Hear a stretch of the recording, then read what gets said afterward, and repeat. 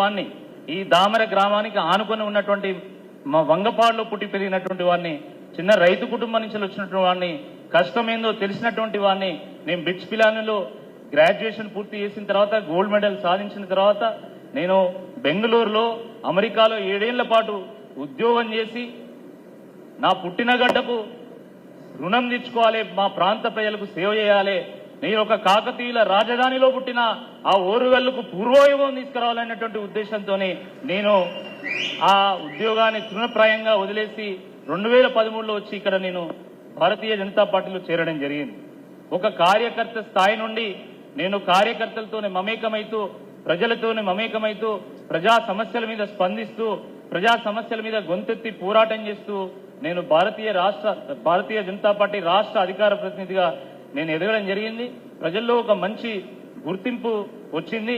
దాని తర్వాత జరిగినటువంటి పరిణామం మీ అందరికీ కూడా తెలుసు. నిరుద్యోగుల సమస్య కానీ, ఉద్యోగస్తుల సమస్య కానీ, రైతుల సమస్యల మీద కానీ నేను అనేక సమస్యల మీద నిర్మాణాత్మకంగా నేను పోరాటం చేసిన. ఏ ప్రభుత్వమైనా కూడా ప్రజలకు మంచి చేయాలని అనుకుంటుంది, కానీ అందులో కొన్ని లోటుపాట్లు ఉంటాయి, కొన్ని చేయకుండా మిగిలిపోయినవి ఉంటాయి. వాటిని ప్రభుత్వం దృష్టికి తీసుకొచ్చి ఒక అటెన్షన్ ని డ్రా చేసి ప్రజలకు మంచి చేసేటువంటి ఒక ప్రయత్నం నేను చేశాను. దాని ద్వారా ఒక మంచి గుర్తింపు కూడా నాకు లభించింది. మిత్రులారా, ఈరోజు ఏ నేపథ్యంలో మనకు కాంగ్రెస్ ప్రభుత్వం వచ్చిందో అందరికీ తెలుసు. 2 పర్యాయాల పాటు కేసీఆర్ గారి ప్రభుత్వాన్ని చూసిన తర్వాత ఎన్నో మంచి పనులు చేసినా కూడా ఒక్క అవకాశం వేరే పార్టీకి ఇద్దామని ప్రజలు కాంగ్రెస్ పార్టీకి ఓట్లేసి ఏరి కోరి ఎంచుకొని మరి కాంగ్రెస్ ప్రభుత్వాన్ని తీసుకొచ్చుకున్నారు. 6 గ్యారంటీల పేరు మీద, 420 హామీల పేరు మీద ప్రజలను నమ్మించి వాళ్ళ అధికారంలోకి రావడం జరిగింది. మరి 100 రోజులు గడిచిపోయినాయి. ఇప్పుడు 15 ఆగస్టు అంటున్నారు, రేపు 26 జనవరి అనేటువంటి అవకాశం కూడా ఉంటుంది. ఇచ్చిన ఏ ఒక్క హామీ కూడా సంపూర్ణంగా ఇప్పటివరకు అమలు చేయలే.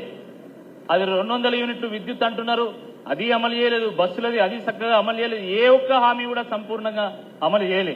మరీ ముఖ్యంగా నిరుద్యోగులకు సంబంధించి జాబ్ క్యాలెండర్ని రిలీజ్ చేస్తామన్నారు, దాని మీద కనీసం ఊసు లేదు.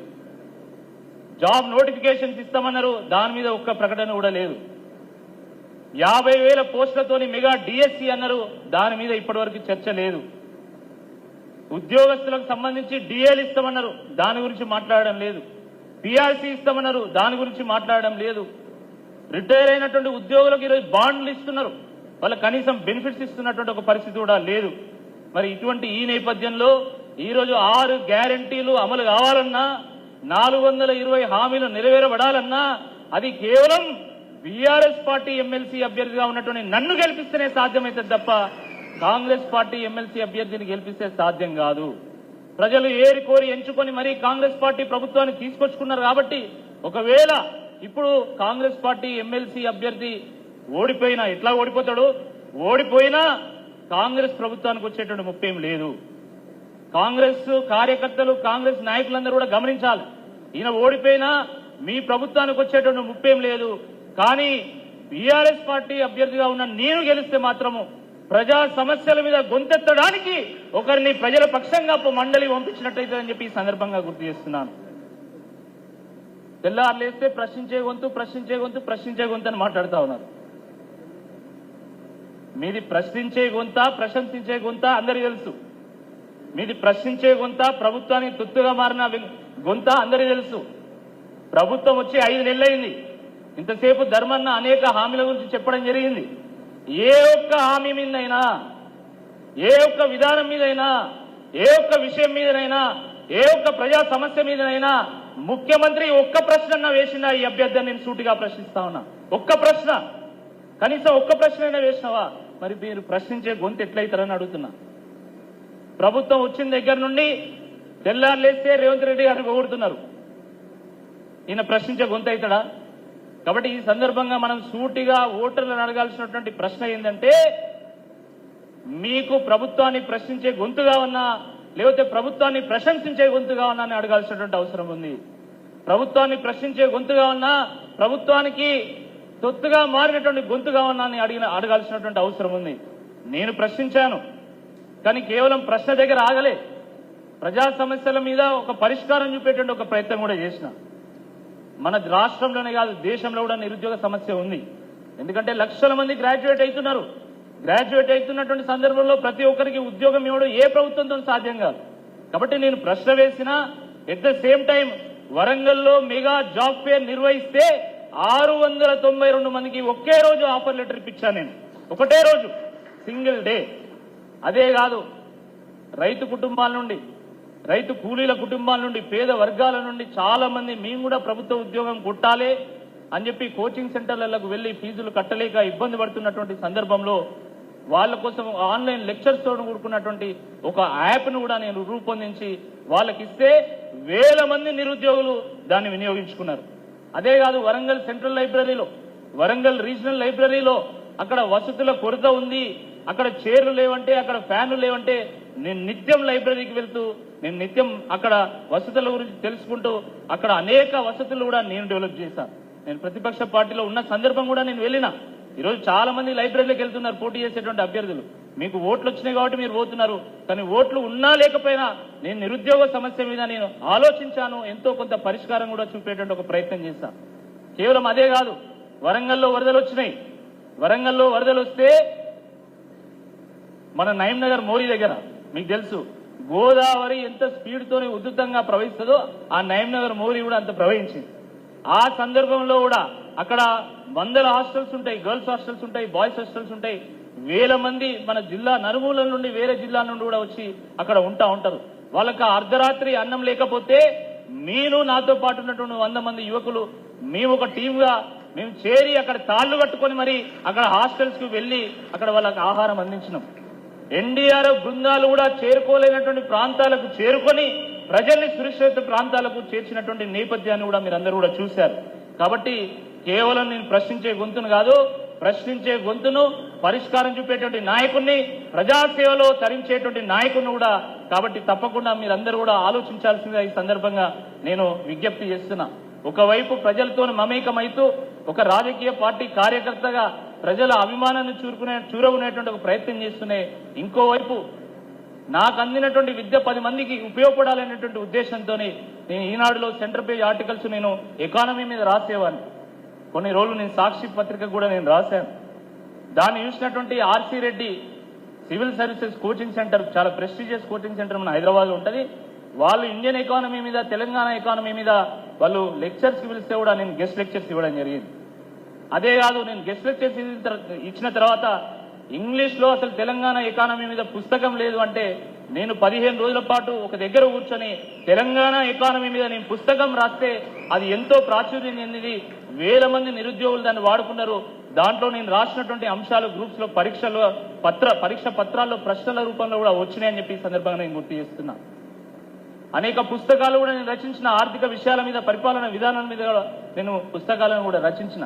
కాబట్టి రాయేందో రత్నమేందో మీరు తేల్చాల్సినటువంటి అవసరం ఉంది, మంచేందో చెడేందో తేల్చాల్సినటువంటి అవసరం ఉంది, నిజమేందో అబద్ధమేందో కూడా తేల్చాల్సినటువంటి అవసరం ఉంది. ఆ విజ్ఞత, ఆ విచక్షణ, ఆ వివేకం మీ అందరికీ కూడా ఉంది. కాబట్టి దాని గురించి ఆలోచించాల్సిందిగా ఈ సందర్భంగా కోరుతున్నాను. మొన్న ఒక ఆయన అంటున్నాడు, ఫలానా అభ్యర్థి అన్ని ఇచ్చేస్తా అంటున్నాడు, మరి నువ్వేమిస్తావని అంటున్నాడు. ఫలానా అభ్యర్థి నేను మొత్తం రాసిస్తా అని అంటున్నాడు, మరి నువ్వేమిస్తావంటే, నేను అమెరికాలో ఉద్యోగం చేసి నేను కూడా కొంత డబ్బులు సంపాదించిన, వాస్తవమే. కానీ నేను అమెరికాలో ఉద్యోగం చేసి నా ఖర్చులకు పోగా మిగిలినటువంటి డబ్బును మన వరంగల్లో ఉన్నటువంటి పేద ప్రజల కోసం నేను వినియోగించిన, వాళ్ళకు అండగా నిలవడానికి నేను వినియోగించిన, ఎంతో మంది పేద విద్యార్థులను చదివించడానికి నేను వినియోగించిన. నా దగ్గర ఇప్పుడు ఏమీ లేవు, ఒక్క రూపాయి కూడా లేదు. నాది నా తల్లిదండ్రుల ద్వారా వచ్చినటువంటి ఏదైనా కొంత ఆస్తి ఉండొచ్చు కాక నా దగ్గర ఒక్క అక్రమంగా సంపాదించినటువంటి సింగిల్ ఎంపీ కూడా నా దగ్గర లేదు.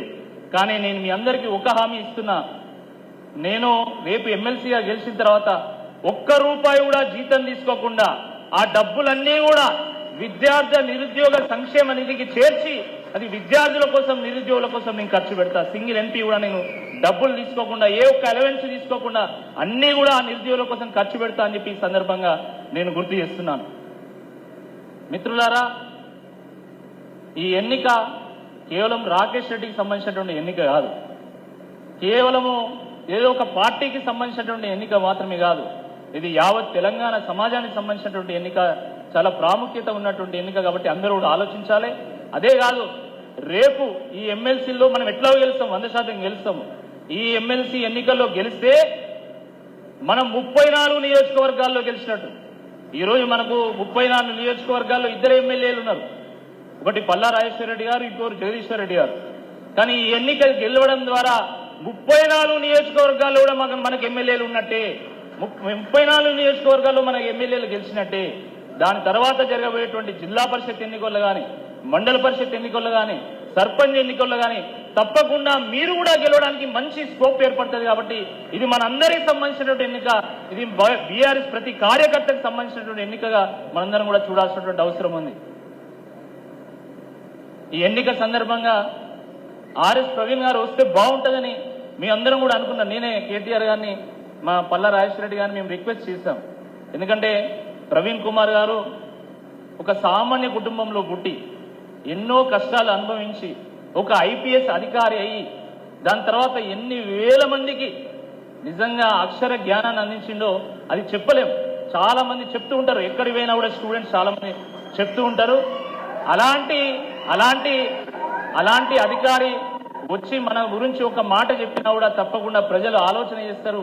అలాంటి మేధావుల మాటలు తప్పకుండా వింటారు. కాబట్టి వారు వస్తే బాగుంటుందని చెప్పి మేము ఆహ్వానించాము. వారు రావడము, మా క్యాంపెయిన్కి రావడము మా వరంగల్ అదృష్టంగా, మీ అందరం కూడా బీఆర్ఎస్ పార్టీ కార్యకర్తల అదృష్టంగా, మా పరకాల అదృష్టంగా నేను భావిస్తా ఉన్నాను. అదేవిధంగా మన ధర్మన్న కూడా ఈ ఎమ్మెల్సీ ఎన్నికలు ఉంటాయని చెప్పిన దగ్గర నుండి కూడా తప్పకుండా నువ్వు పోటీ చేయి, తప్పకుండా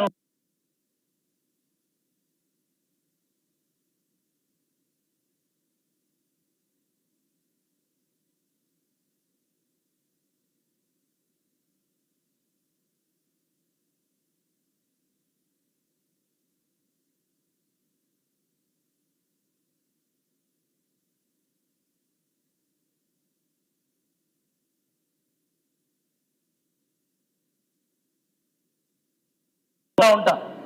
మొన్న కార్యకర్తలు పరకాల్లో కొట్టిండ్రు, ఏ రకంగా మన నాయకులు స్పందించిల్లో మనం చూసాం. ఏ కార్యకర్త మీద ఒక్క దెబ్బ పడ్డా కూడా తప్పకుండా స్తంభింపజేస్తాం ఈ ప్రభుత్వానికి, ధర్మన్నకు మేము తోడుగా ఉంటా అని చెప్పి ఈ సందర్భంగా నేను గుర్తు చేస్తున్నా. పరకాల పోరాటాల గడ్డ, పౌరుషాల గడ్డ ఇది.